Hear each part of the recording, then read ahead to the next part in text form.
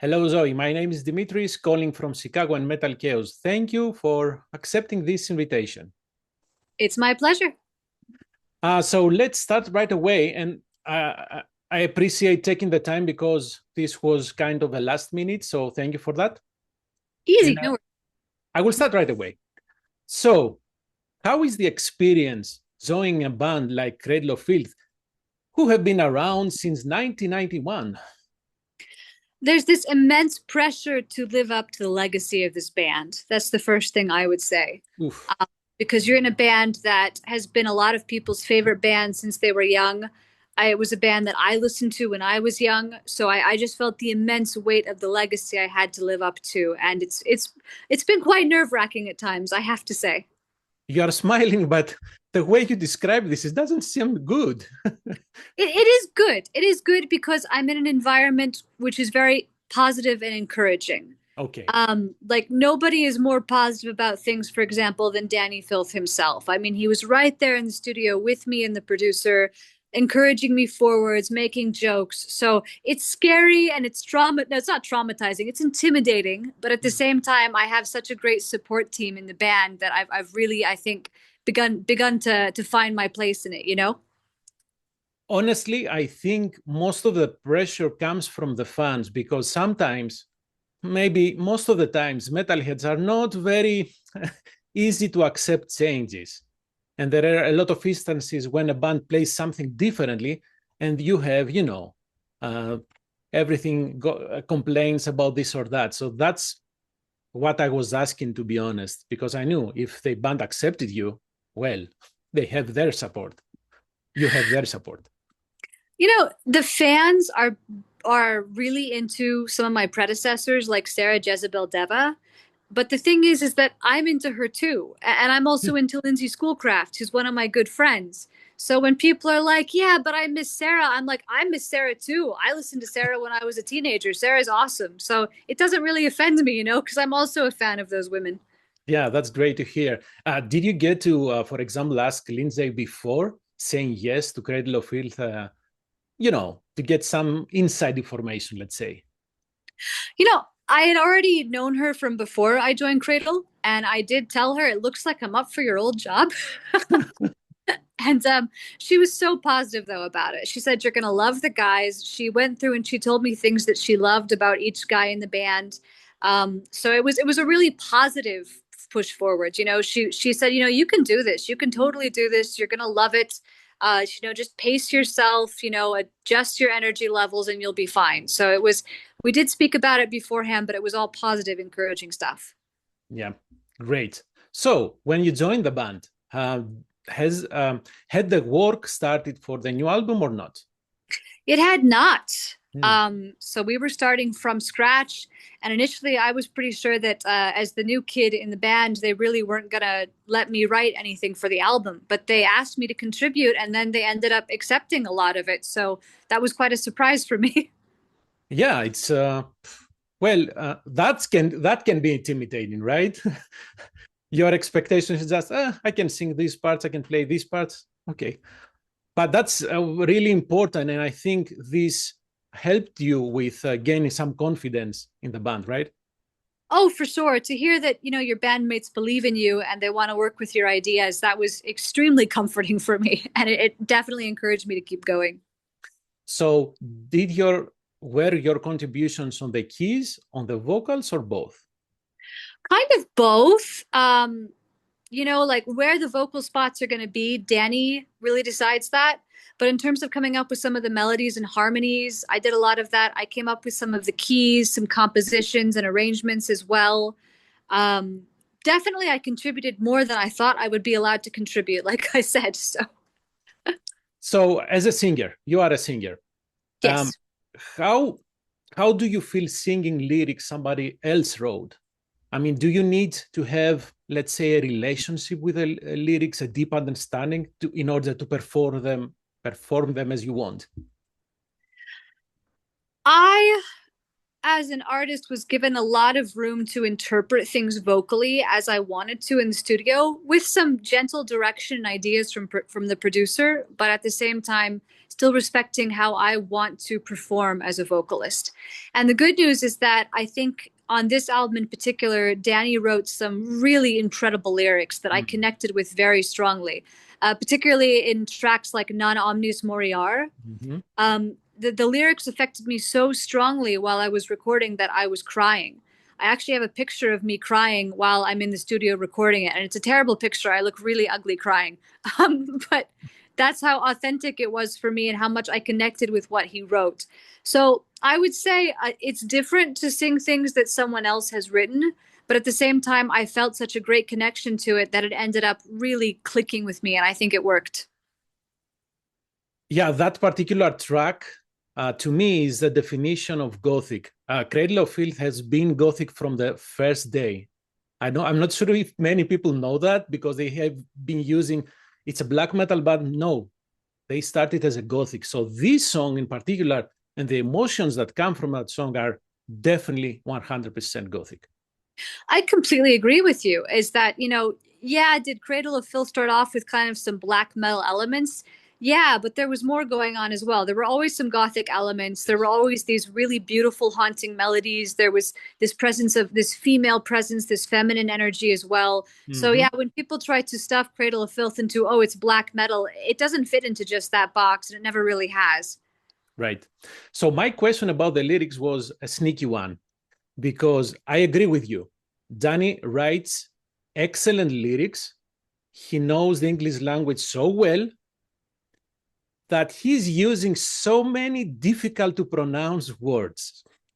So now my question is, how challenging is that? I mean, he has Mirai, Erinies, Cantangerous. How do you even sing that? And I know that you are a vocal coach, right? So how do you approach these difficult to pronounce words? And some sentences are also challenging. Well, I won't pretend that I always know every single word that Dan is using because his vocabulary is immense. Yep. But at the same time, I actually have, I got enough university credits in English myself where I could have had a minor in English, actually, if I wanted it. My mother was an English teacher. So I grew up with a very language-centric family. And I think that helps because while I will not pretend my vocabulary is as expansive as Dan's, it was enough to where I think my education prepared me for this. And it also helps me, I would say, appreciate him even more because he is using so much uncommon language and his use of the words that he chooses is so clever a lot of the time. And I appreciate how clever it is to be, most people are not that fluent in their own native language. It's really quite impressive. And of course, I didn't mean to come out as you not understanding the words. I was talking about myself, right? And the fans. And as a singer, how do you sing all these sentences with the difficult words? That was my aim, not challenging your knowledge, of course. I didn't feel like you were challenging my knowledge. That's good. That's good. No. In terms of singing it, Dan is still clever enough as a vocalist to understand that there needs to be a flow and vowel placement. And I haven't found anything he's written thus far to be difficult to sing in terms of arranging it vocally. And the producer, Scott Adkins, is also quite good at identifying, where you're going to elongate the vowel sounds, where you're going to breathe and stuff. So that hasn't been particularly difficult thus far. And again, it's a tribute to the fact that Dan understands the human voice very well. Him and Scott really understand, the art of creating music with the voice. So aside from the song that you mentioned, the one song that strike me hard with the lyrics is When Misery Was a Stranger. So first, I hope you will be playing this live, guys. I'm not sure. I'm trying to get information about the set list, but it's too early to ask about that, right? I have asked if we can play it live, and I'm not the only one who's asked. So let's see. Okay, because that one, the lyrics have the classic style, Cradle of Filth style, but I think they are more relative to what's happening all around us. It's kind of political, it's charged, it's more relevant to today, what's happening today, even though I think that Danny is always balances between reality, the Gothic elements and everything in between.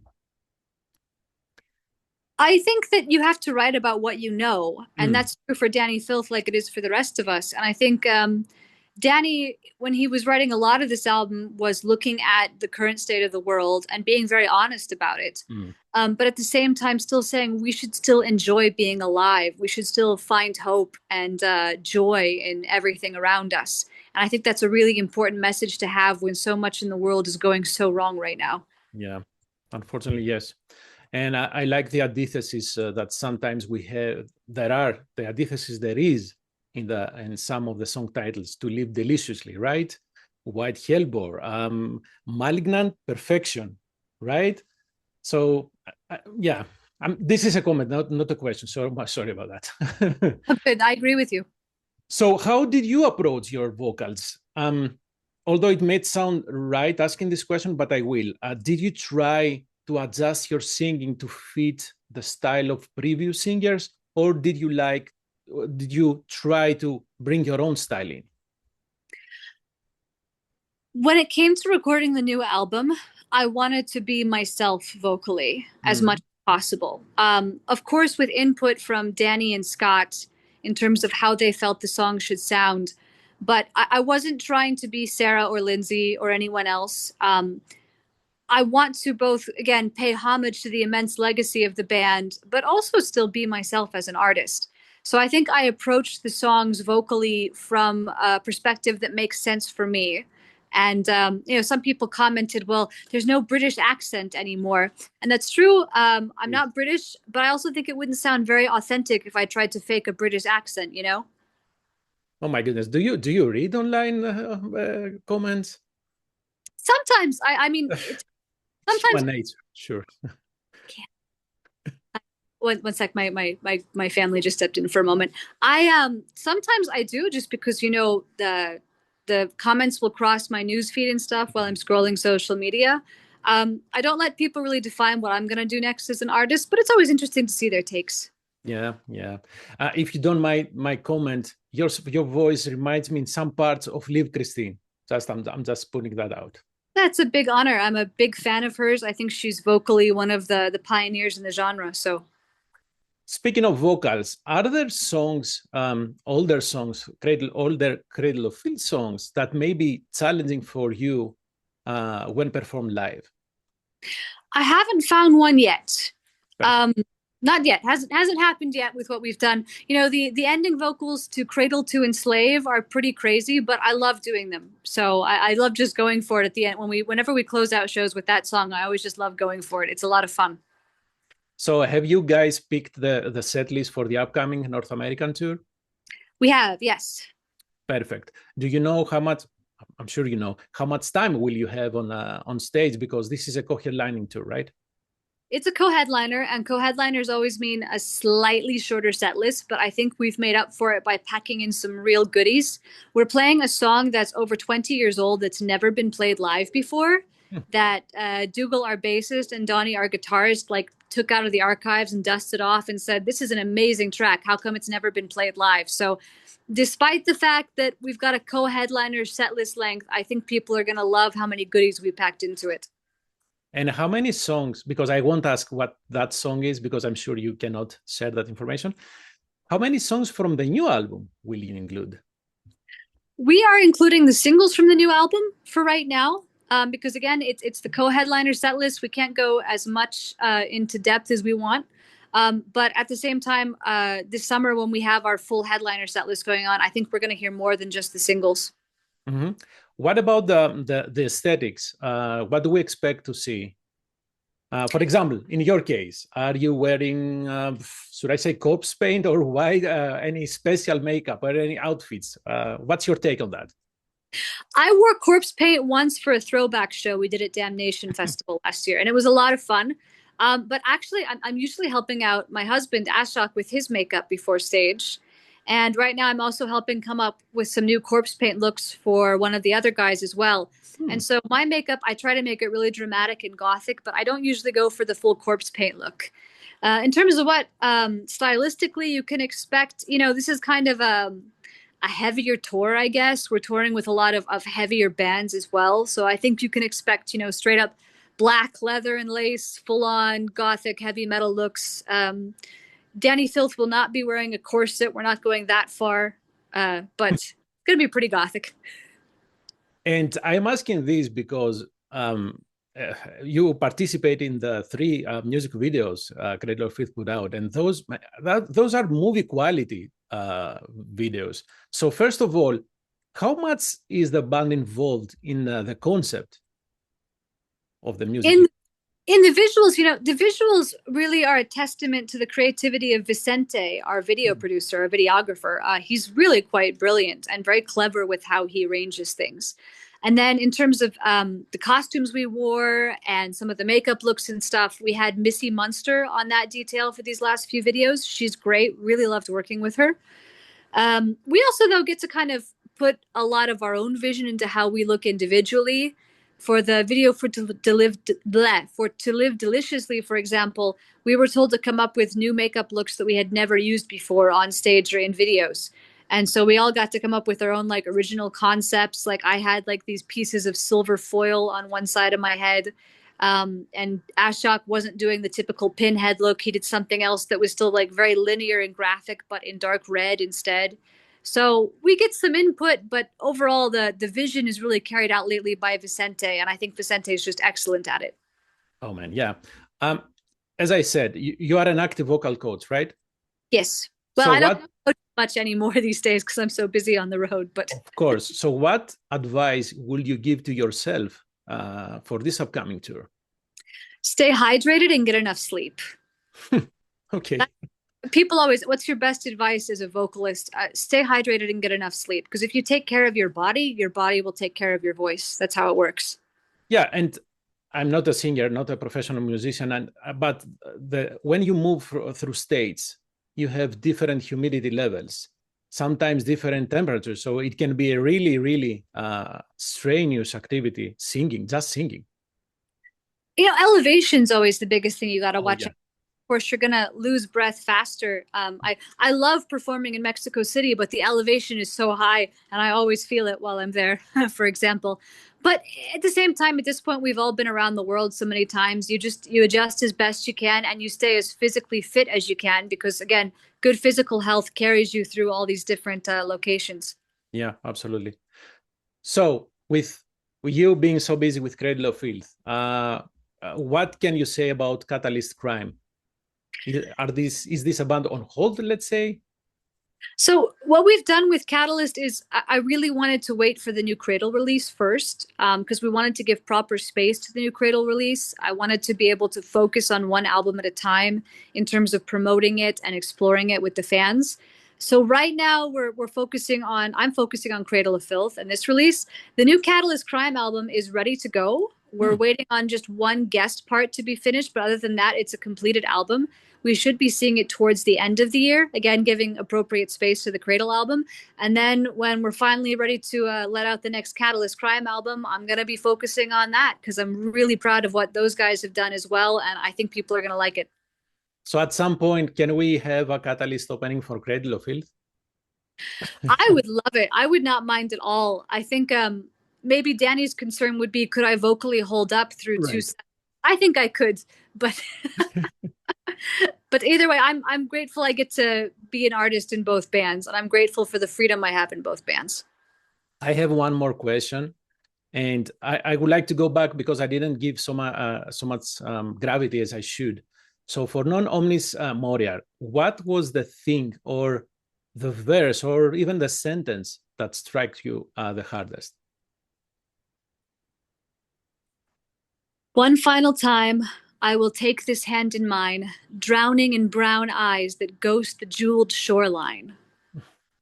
And there were multiple facets of that lyric for me. The first one was I was privileged to be holding my great-grandmother's hand when she died.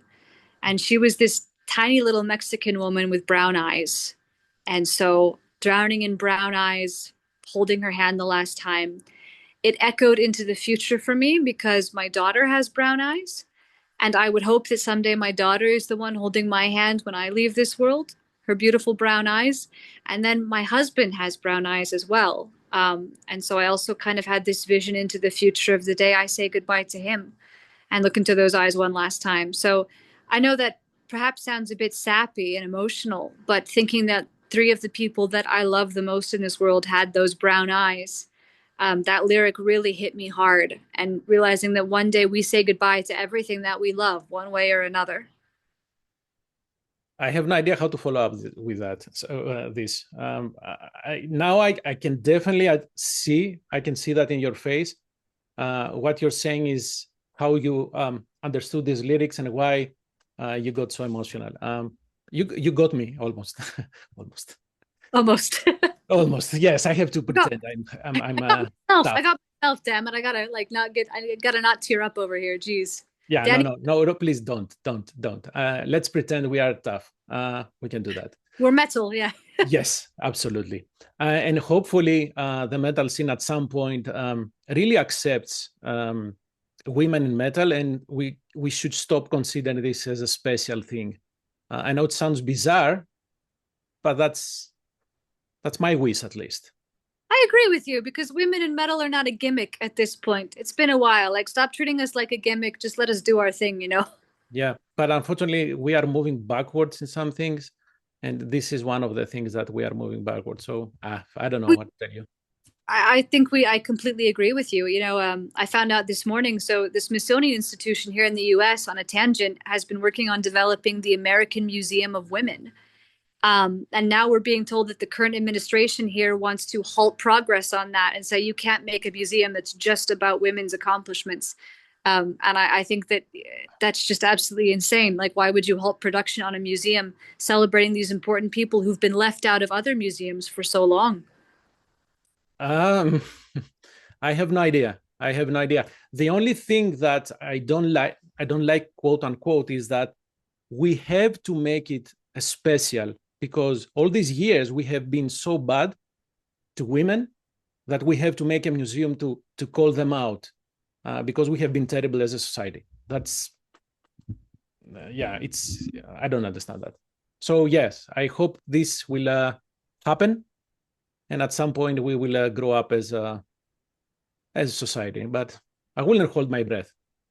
Hey, I got faith in our grandkids. Maybe not this generation, maybe not the next one, but I think it's going to come back around, and we're all going to realize at some point we're all human. And there's a lot to celebrate about the human experience from all angles. Yeah, love that.